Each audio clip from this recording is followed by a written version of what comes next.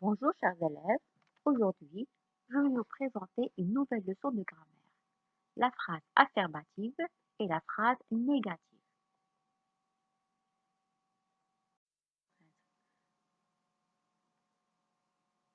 Bonjour chers élèves, aujourd'hui nous allons présenter une nouvelle leçon. D'abord, on va faire un petit rappel. Qu'est-ce qu'une phrase? Qui peut me rappeler qu'est-ce qu'une phrase? Oui, tout à fait raison. Une phrase est un groupe de mots qui a un sens. Une phrase commence toujours par une majuscule et se termine par un point. Très bien, très bien les enfants. Exemple, ce panda est mignon. Donc la phrase a commencé par une majuscule et s'est terminée par un point et elle a un sens. C'est très bien les élèves. Alors maintenant, qu'est-ce qu'une phrase affirmative? Une phrase affirmative sert à dire oui.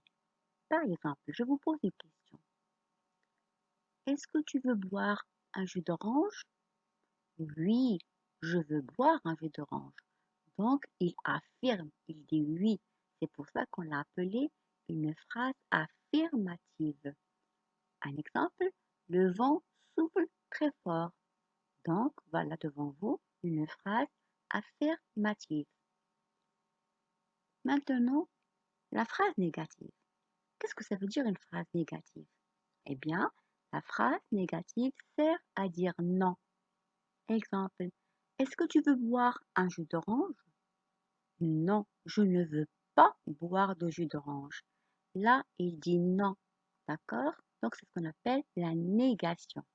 Un exemple, le vent ne souffle pas très fort. Regardez dans la deuxième phrase. Où est ici le verbe? Le verbe, c'est souffle.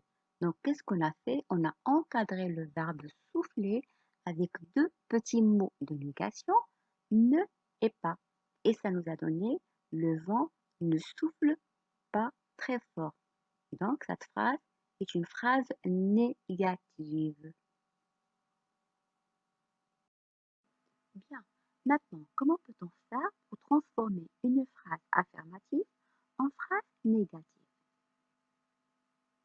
Pour transformer une phrase affirmative en phrase négative, on encadre le verbe avec deux petits mots de négation. On va mettre ne plus verbe plus pas. D'accord? Exemple. L'élève lit le texte. Faites attention, regardez bien. Je vais laisser un peu d'espace entre élève et lit. D'accord? Pourquoi à votre avis? Ben voilà, parce on va les remplacer par les petits mots de négation. Donc, l'élève lit le texte. Ça, c'est une phrase affirmative. L'élève ne lit pas le texte. C'est une phrase négative. Donc, qu'est-ce que j'ai fait? J'ai encadré le verbe lire avec ne et pas, ce qui m'a donné la phrase négative. D'accord? Exemple. Je lis un journal. Je ne lis pas un journal. Donc, il suffit juste de mettre, d'encadrer le verbe avec deux petits mots de négation qui sont ne pas pour transformer la phrase affirmative en phrase négative. Alors, regardons encore les exemples qui sont en dessous. La deuxième phrase. Les arbres perdent leurs feuilles en automne. Donc, j'ai laissé un peu d'espace entre le verbe pour l'encadrer. La deuxième phrase.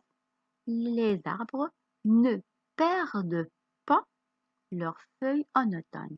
Donc, qu'est-ce que j'ai fait encore une fois?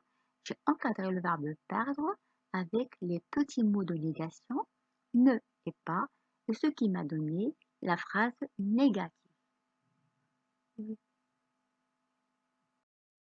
Alors, je retiens, l'élève recopie sa leçon est une phrase affirmative. Elle dit oui. L'élève ne recopie pas sa leçon est une phrase négative. Elle dit non.